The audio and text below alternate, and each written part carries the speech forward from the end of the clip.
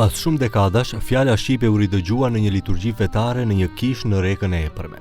Kjo ndodhi në liturgjin fetare që u mbajt për festën u i bekuar në kishën Hyelindësja më e shenjtë në fshatin Rostush. Në liturgjinë e shenjtë i pranishëm ishte i ftuar edhe At Nikola Kedhi nga Shqipëria, i cili një pjesës të liturgjisë e mbajti në shqip.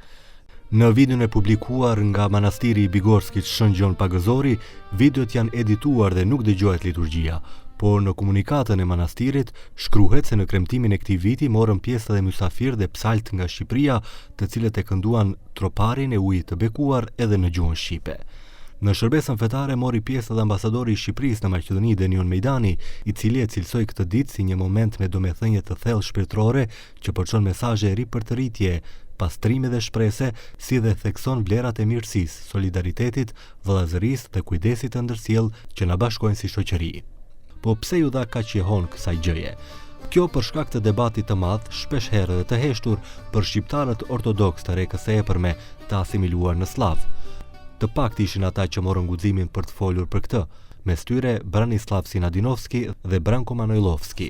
Ky i fundit, duke rrëfyer kujtimet e fëmirisë, shpesh ka treguar në emissione televizive se kur mblidheshin në kishën Shën Nikola në fshatin Kiçinit, të gjithë besimtarët ortodoks flisnin shqip.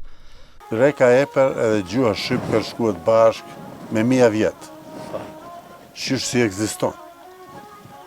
Mirë për koha si kundërshkan, erdhi komunizmi, e zuni sanit shkojnë ka kasabat, edhe një problem kishte se kur ndrua feja gjymca një copë e madhe botin musliman, edhe dy vllazët si kundra ishin, njëri vllau bo musliman, njëri mbet ortodoks.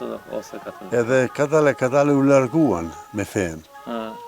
Edhe ky ortodoksi duke ma afër me slavt, se ishte një fe. Për këtë proces janë bërë edhe hulumtime të shumta historike shkencore që dëshmojnë asimilimin dhe rrënjët shqiptare të Rekës së Epërme. Figura më e njohur e këtyre anëve është rilindësi Josif Bageri.